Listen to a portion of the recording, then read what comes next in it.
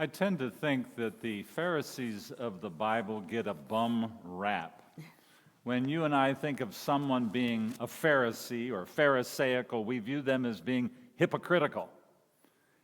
And honestly, the Bible leads us to this kind of conclusion because Jesus even calls the Pharisees hypocrites on occasion. The Pharisees are, for many people, those who say one thing and do another. But I have to tell you, that is probably not historically accurate. This hypocritical analysis is probably the New Testament's way of making a point by means of exaggeration. I'm sure none of you have ever used exaggeration to make your point. Well, the Bible likes to use exaggeration. I think they exaggerate the Pharisees sometimes. Because in many ways, the Pharisees were the good guys. They represented a lay Jewish movement that was seeking reform for their religion. And they were responsible for making prophetic books like Isaiah and Micah included in the Old Testament, books that advocated for the poor and the underdogs. The Pharisees generally did what they said they were going to do. So the man praying in our text in the temple more than likely did give away 10% of his income and did fast twice a week. The Pharisees, frankly, were the folks you really liked having around you. They did their jobs. They showed up early. They didn't drive crazily. They worked hard. They probably even mowed their lawns, raked their leaves, and cleaned up the messes that their dogs made. Yet Jesus, as he is reflecting on the prayers offered by the Pharisee and the tax collector, tells us that it was the tax collector who left the temple on good terms with God. The Pharisee, the guy who probably did all the right things, went home on bad terms with God. But I thought religion was about doing good. What is religion? If it's not about right being and right doing.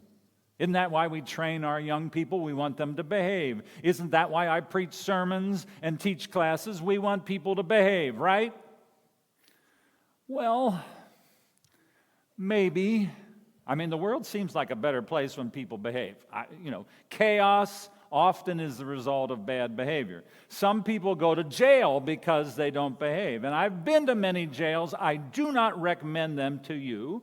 So, is Jesus against behaving? Would he rather not have the Pharisee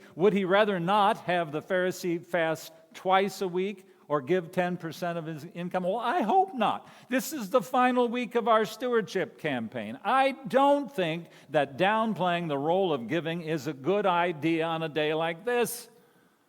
This church could use a few more Pharisees. I often tell our former Reformed and Catholic folks that we love having them around because they so often do the faith. They show up. They come to worship. They frequently are good givers. Pastors love these kinds of people. We depend upon them. Is Jesus against doing good? I don't think so. I suspect that in order to understand Jesus' point today, we would do well to examine how Luke frames Jesus' words about the Pharisee and the tax collector. Listen to what Luke says. Luke writes, Jesus told this parable to some who trusted in themselves that they were righteous and regarded others with contempt. The problem here seems to be the comparison need. The problem seems to be what we trust.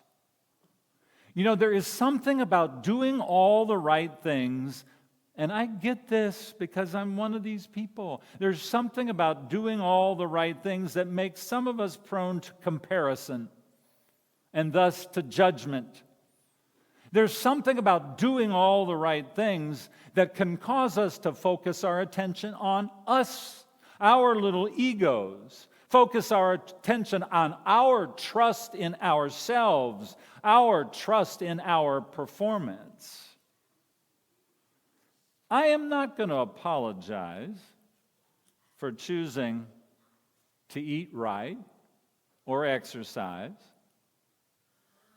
Frankly, those are good choices, and probably we need more people who choose those things. I'm not going to apologize for staying out of jail, for attending worship every week, for giving away 10% of my income, for not drinking when I'm driving, for being on time, for keeping the house orderly, for following the pattern of marriage and then children, for staying away from illegal drugs. All of that is good and probably would serve many of us well.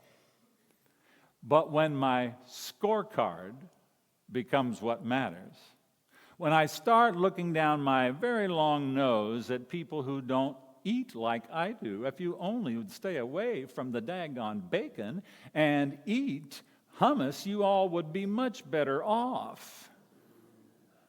When I do regard others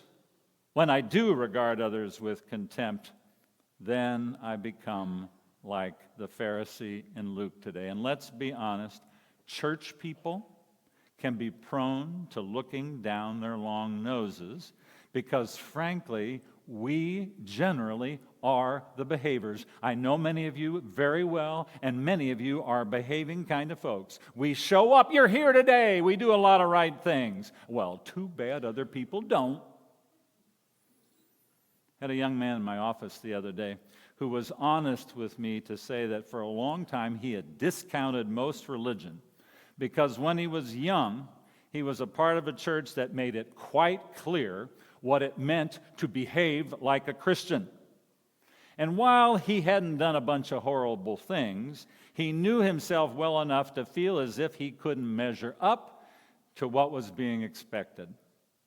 He sensed constant judgment. And you know what happens when we feel constant judgment? When we experience constant judgment? We react. We withdraw. We reject. We aren't at our best. I told the young man that sadly, Christianity has been sold by some as a long list of do's and don'ts. You know, to be a Christian, you can't do this, you must do this, you better do this, you should do this. And I told him that perspective on the faith, I believe, is a perversion of our faith. The hero in our story today is not the Pharisee who does everything right, but a hated tax collector who has gotten it wrong. A man who has cooperated with the evil Roman Empire, who has cheated poor people out of their money by adding to their tax bills, is the one who is said to have gone down to his home in a right relationship with God. The hero is the one who got it wrong. Richard Rohr says we grow spiritually more by doing it wrong than by doing it right. We grow more spiritually by doing it wrong than by doing it right. When we do it right, you see, we often trust in ourselves and our accomplishments. I know that's true for me. When we do it wrong, we must seek help outside of our little egos and our little scorecards. I remember a time in my high school career when I performed a trumpet piece for my home congregation, a piece that really challenged my abilities. Well, it showed. I messed up royally. I gave up playing the daggone song halfway through it. I felt terrible. I hid from people. I slipped out the back door. I wanted to face no one. I was never, ever going to play the trumpet again. You see, these folks knew me as a high performer. They knew me as a high performer. You know me as a high performer. Now they knew me as a failure. And I spent days mourning my failure, keeping away from people. My trumpet playing days were finished. Well, it wasn't long after that period of mourning that I had a conversation with Nancy, a woman who influenced my life, really. She was the organist at our church. And she wondered, when are we going to play again? I got an idea for a song that we can do together. What? I had been an absolute failure, and I was. Trust me, I'm not exaggerating here. I had gotten it all wrong, but Nancy believed in mercy, not scorecards. While I was preoccupied with what I had done wrong, she wasn't. She wasn't looking down her long nose at me. She was moving forward. I had to swallow my pride, my little ego, and admit I needed mercy. That's why the tax collector is the hero. He needed, and he knew that he needed mercy. Again, listen to Rohr. This is so good. The only way to stay on the Christian path with any authenticity is to constantly experience our incapacity to do it, our failure at doing it. And I would add to Rohr, and our need for mercy. The tax collector would not even look up his eyes to heaven, but was beating his breast and saying, God, I need mercy. I'm a sinner. I have gotten it wrong, and I need mercy. And trust me, the tax collector would not have spoken that truth if he didn't know that mercy was available, because mercy is available, because mercy runs the universe. Mercy is the beginning truth, the middle truth, and the ending truth. And we all need it, every one of us, whether we behave or not. All our lives cry out for mercy.